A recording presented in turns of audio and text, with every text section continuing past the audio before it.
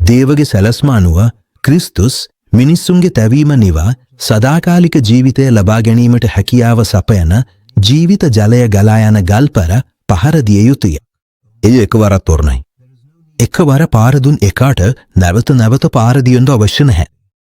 මිනිස්සුන්ගේ පව්වට ක්‍රිස්තුස් ඒ ගල්පර එකවරක් පමණක් පහර දුන්නා. දිනපතා භාවනා දණ්ඩේ දන්න. ඔබත් ඔබේ සහෝදරයා ආරොන් සභාවයකට රැස් කරාවේ. ඔවුන්ගේ ඇස් ඉදිරියේ ගල්පරට කතා කරන්න. එවිටයේ එහි ජලය දෙනවා.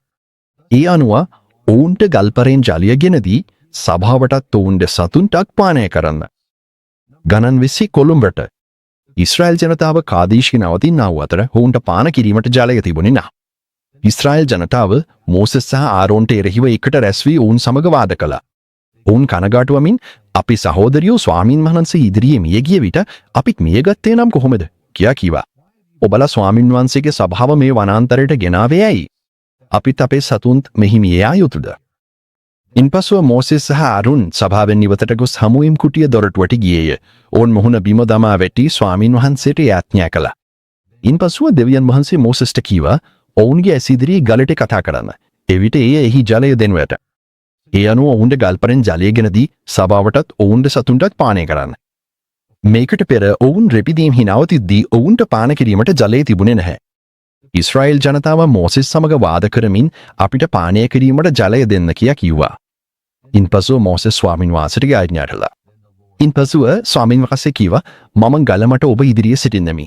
ඔබ ගලට පහර දෙන්න. එවිට එයින් ජලය පිටවි ජනකාවට පානය කිරීමට ලැබේවි. මෝසෙස් එසේ කළා. දෙවියන් වරසේ ගලින් ජලය පිටවිය. පළමු වතාවේ ඔවුන්ට ජලය නොතිබූ විට දෙවියන් වහන්සේ ඔහුට ගලට පහර දෙන්න කියලා කිව්වා. නමුත් මේ වතාවේ ඔහුට ගලට කතා කරන්න කියලා කියනවා. ඒකට දෙවියන් වහන්සේ යෑමට යුවේ. මේ ගල ක්‍රිස්තුස් වහන්සේ නියෝජනය කරමු. සියල්ලෝම එකම ආත්මීය පානය කළා.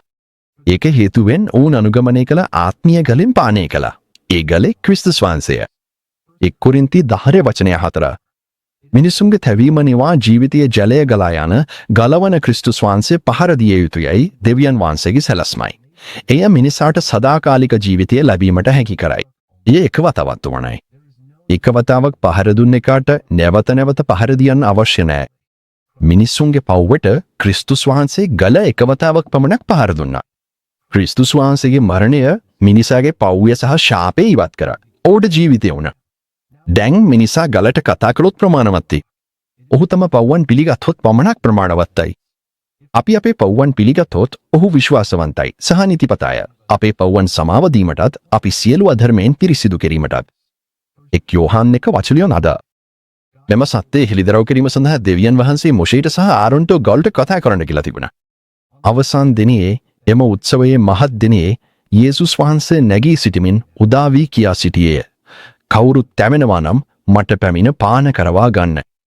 මට විශ්වාස කරන කෙනාගේ හදවතින් ශාස්ත්‍රය කියන පරිදි ජීවමාන ජලයක් ගංගලවනු ඇත. යෝහන් 7 වචන 37 සිට 37 දක්වා. පිළිසඳරේ ස්වාමී වහන්සේගේ කරුණාව, පියාණන්ගේ ආදරය සහ පුදබර ආත්මයන්ගේ සංගමය ඔබ සමග වේවා. ආමෙන්.